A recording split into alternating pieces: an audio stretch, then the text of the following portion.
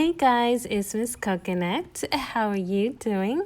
I'm doing well. So, Monday night, we are supposed to meet here for another edition of Dating Over 50 or 49 and a half and 3/4. So, let's talk about men with baby mama drama, okay? Now, I don't want to pretend as if the stereotype of the crazy baby mama who stalks, fights, threatens, withholds the children, garnishes the wages excessively. I don't want to imagine or act like it doesn't exist, because it does. There's some truth in that. But sometimes these men go out of their way to pretend like they have a crazy baby mama and they don't know why. So because Monday night is about dating and learning how to sharpen your intuition, because it's moon day, right? And we're learning how to sharpen our guide, our inner spirit, so that we're in tune and always listening for the pitfalls. I want to tell you a story. So one night I was at the old folks club. Now this club that I go to is for people that are any age 21 to 91. We typically go there to have a good time dancing, okay? Because sometimes the music is really good. And sometimes they'll play like line dancing and we'll just have a ball.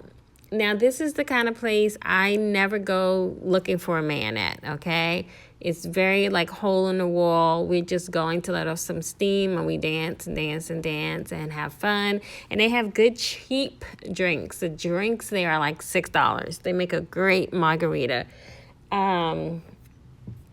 So me and my friend, we're there and we, get our drinks. We get this margarita that she likes with some kind of vodka. No, is it vodka? Tequila? I don't know. It's Don something. She always says the D. So whatever that is, I don't know. I'm more of a wine drinker, but this particular margarita is good with the D in it.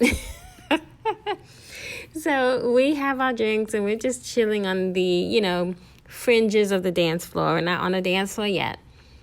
And so this guy comes up to me and, he's good looking. He's built, got muscles, he's nice and brown.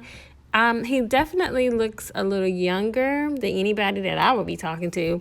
But he was attractive. And so he comes up to me. He's like, come with me. And I'm like, what? He's like, come with me. So he takes my hand. I'm like, okay, take me away.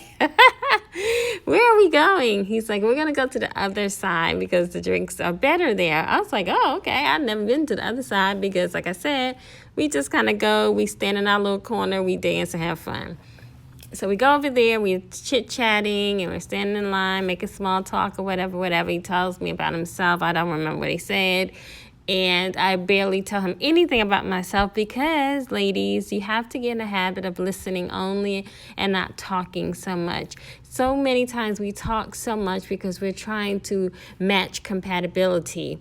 But when you first meet someone, it's okay to just be quiet and listen. Let them do all the talking so you can decipher what they're not saying.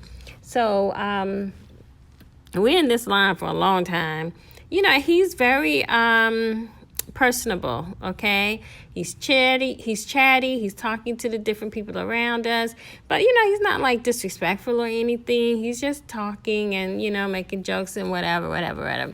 So I thank him for my drink, and because he bought me another drink because I already had one, but he bought me another one, and I said thank you, that's nice. And he's like, well, if I bought you a drink, then that means I could do other things for you, right? I was like, oh, okay, well, yeah, but thank you anyway. And so he's like, do you want to sit down so we could talk? I was like, oh, okay, well, sure. Now, usually when I go out, I like to dance. I don't want to sit down and talk. But the gentleman had just bought me a $6 drink. So I said, let me sit down and talk to him. So we sit down, and he's like, look, I'm going to tell you right straight off, well, he's like, where do you live? And I give him the vicinity, and then I'm asking him, where does he live? And he tells me somewhere, I don't know.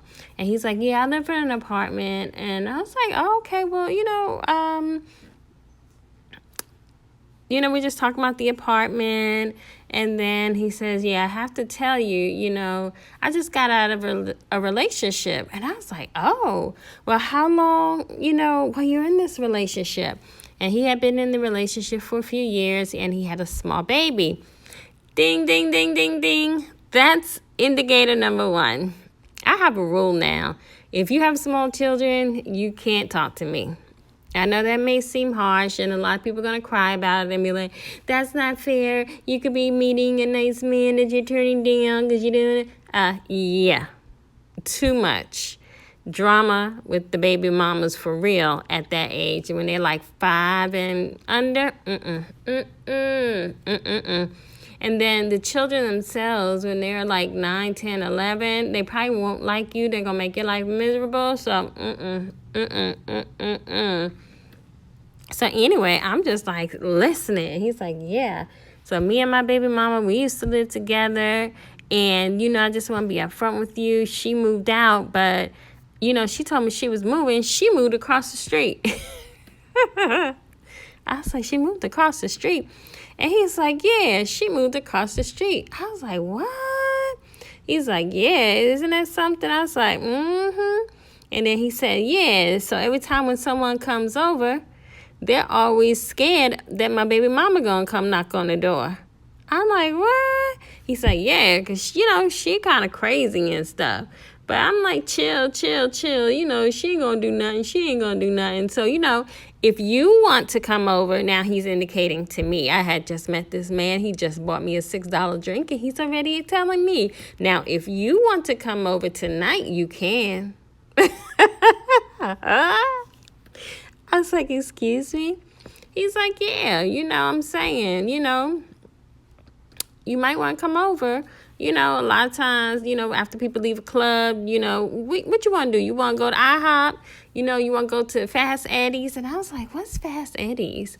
And he's like, don't act like you don't know what Fast Eddie's is. Come on, stop playing. I was like, no, I really don't. He's like, it's like a spot people go to where they play go-go after hours. I was like, oh, okay, no. Well, me and my friends, we used to go home. So he was like, okay, well, take down my number. So I'm like, okay, well, go ahead and put your number in my phone. So he put his number in my phone, and then he called himself. But y'all know there's a fake phone number that y'all can give people if y'all don't want to go through all this hassle of blocking folks like I do. I give my number out and block it with the quickness. So anyway, I was like, I'm going to go check on my friend. Is that okay with you? He's like, yeah. I said, okay, well, if you want to dance, I'll be over there with my friend. And he's like, oh, I don't dance. I was like, oh, okay. All right.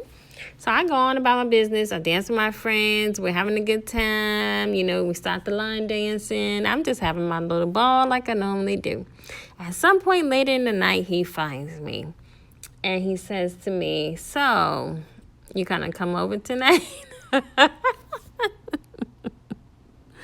I was like, sir, I'm sure people do this all the time, and it's fine, but I'm not doing that. And he's like, but my baby mama not gonna be there. She, she don't live there no more. She live across the street. I was like, look, that's not something that I'm going to do. That's not something I'm interested in. I'm sure you're a nice man, nice young man. I'm just going to talk to you later. I'm going to go home, and, you have a good night. So, he wandered off and started talking to somebody else.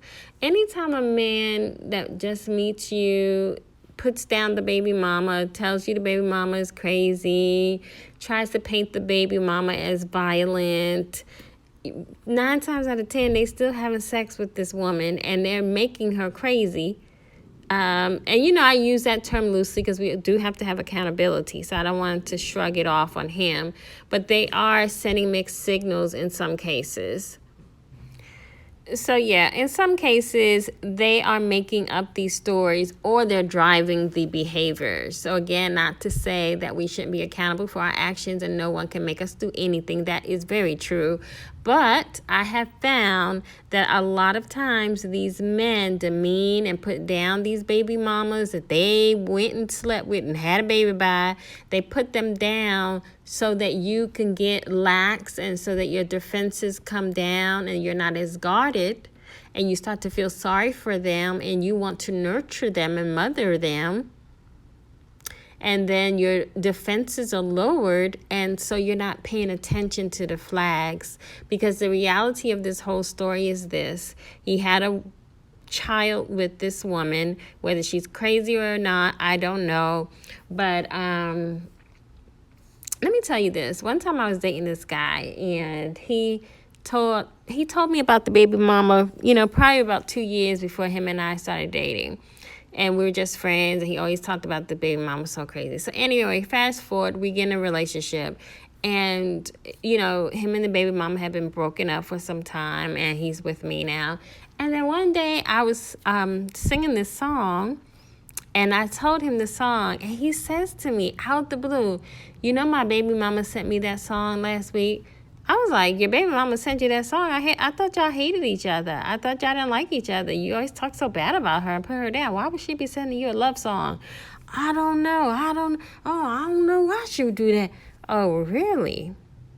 So your baby mama that you claim is so crazy, stupid, you put her down all the time, you telling me that out of the blue she's going to sing you a love song and then you're going to tell me about it? I learned a lot in that relationship. One thing I did learn as women, be careful with men that put down someone that they've had a baby with, someone that they loved and said they cherished.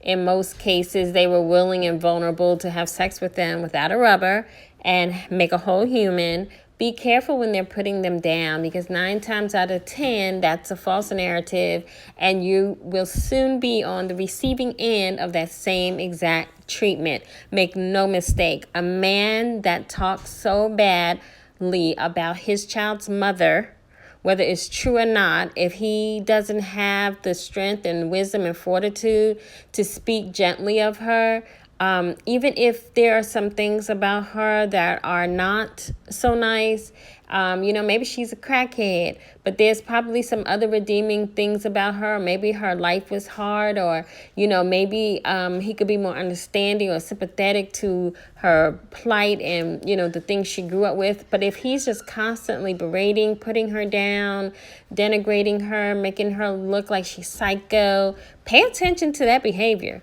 Those are flags, red flags. Those are screaming warnings, danger, straight ahead. Thank you so much for listening, and I'll see y'all next Monday.